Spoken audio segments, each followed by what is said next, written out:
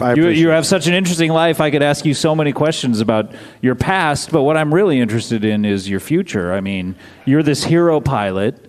You are a national celebrity at this point. What do you do? Can you still fly planes, or what do you do? I still do fly planes, and it's my pleasure to do so. But I am taking fewer and fewer flights because I'd like to start. I'd like to start something new, which is I'm going to start writing. Writing, yeah. Fantastic. So, meaning a autobiography, I would imagine, about your life and that miracle on the Hudson. I think I actually did that already. I'm not 100% on that, but I wouldn't be surprised. Sounds like something you would do. It sounds like something I would do, certainly. No, I'd like to write some fiction. I have an apartment here at O'Hare Airport, and where's I'm trying to picture it. Where are the apartments? There's only one apartment, and it's mine. Oh. And it's right around United Gate 31. Is that the one with that Sbarro's? Shh. Okay. Don't blow up my spot. So, I'm going to start writing a series of mystery novels.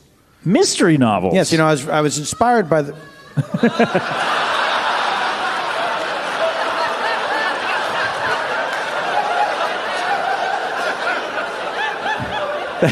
That witch cackle gave me a flashback to that haunted house.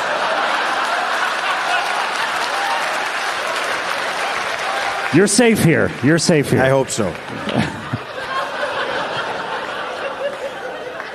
See, I was, one of my favorite authors is Dick Francis, who he writes mystery novels that always center around racetracks and horses.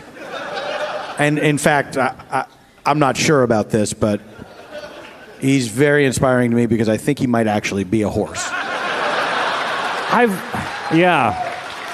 I've wondered that myself. Yeah, I mean, that's a theory.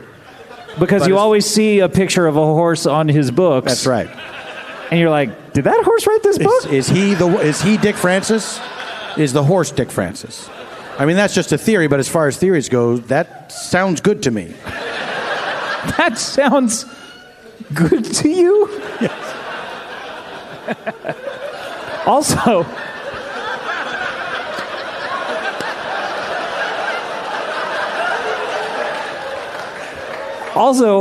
horse dick. You know? Beg your pardon? Horse dick. Why are you saying that to me? That's a clue. That's a clue. Horse dick. So you're saying he's sort of hiding in plain sight? Yeah, it's like he wants us to know. Yeah.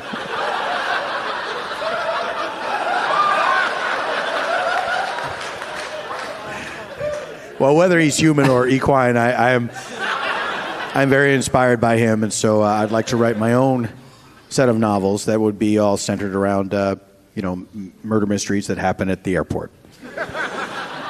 Okay, so every person that dies would die at O'Hare, or no.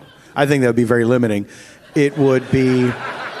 There's so many airports all over the world, so there'll always be a murder at an airport. Okay, so any airport around the world, how many murders actually occur in airports? I can't even think of one that I've heard of. Zero.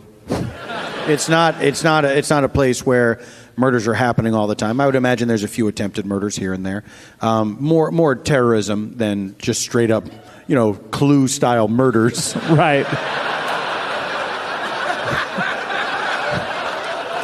Which is why I think this is a perfect setting because it hasn't been done before. Right. It must be hard to sneak a weapon in there, like That's part of the fun. How did he do it? Mm-hmm. Or she. True.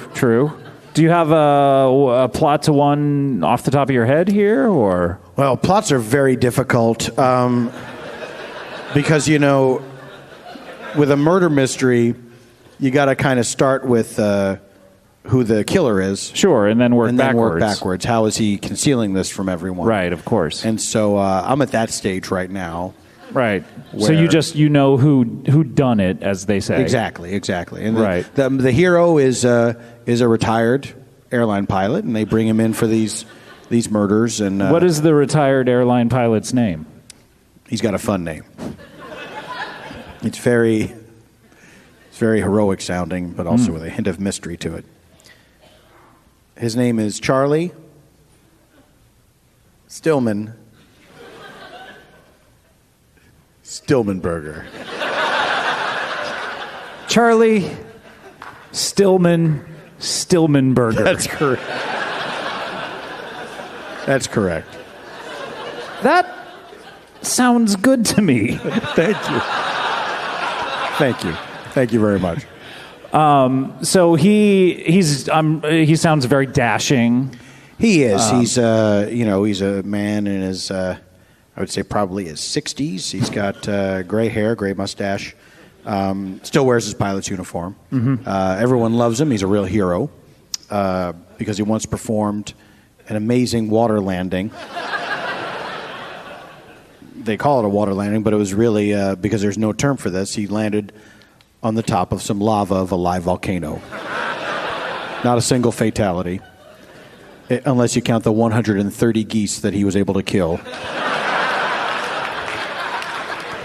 Wow. He killed geese. Yes, he's very highly regarded for his geese-killing prowess. Right. So this is the hero, obviously. That's right. Every protagonist... Charlie Stillmanberger.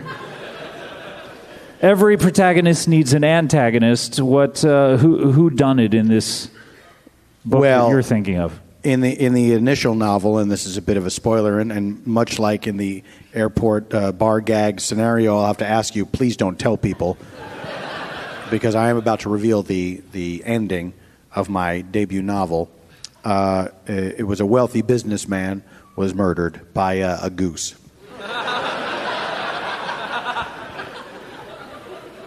A goose? That's right. Murdered inside the airport? That's right. You know, sometimes you're at the airport and a bird will be in there.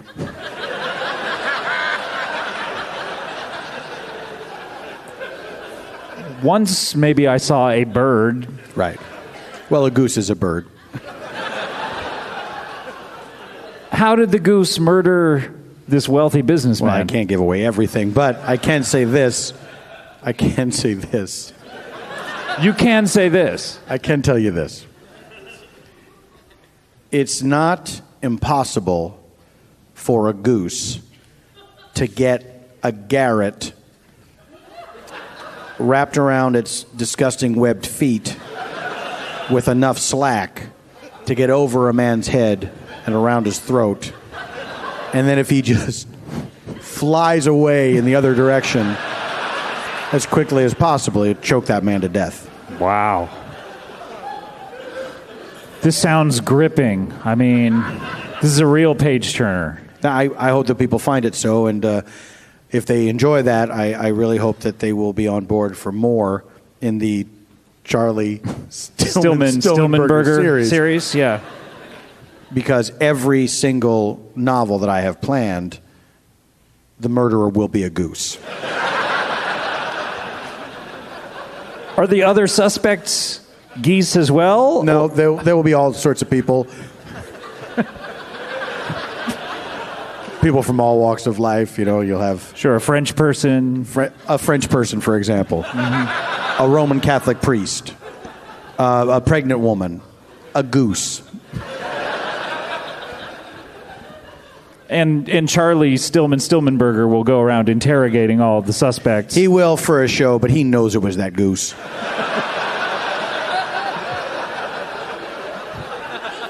And the end of every novel, it's Charlie sitting down to Sunday dinner.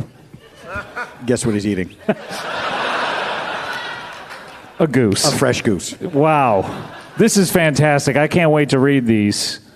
I hope you enjoy them. I can't wait until every goose is erased from the planet Earth. Isn't all of nature, though, like checks and balances? Nope. Okay, asked and answered. Look, Scott, I get what you're saying, and I think for the most part that is true. But when it comes to geese, we have ducks. Why do we need them? I guess I haven't really thought about that. I mean, it all depends on what they eat, right? You know, like if they eat things They that eat the same things that ducks eat. I mean, who cares? right. Also, these geese, they just have this burning desire to take down planes. I don't know what kind of god would create such a monstrous creature, but geese have declared war on us, and I say enough. It's time to wipe them off the face of the planet. I'll do what I have to do. At the very least, I'm not going to make it easy for them. And so I'm going to hunt down every goose I can find. This sounds like a side hobby.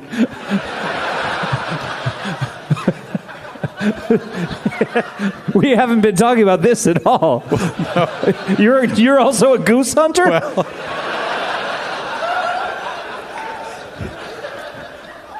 Scott, this is something I feel very passionate about. I hate geese. Mm-hmm. I can't abide them. And I feel that they must be eradicated. So, I mean, I am going to work on these novels. Sure, in your spare time. But my main focus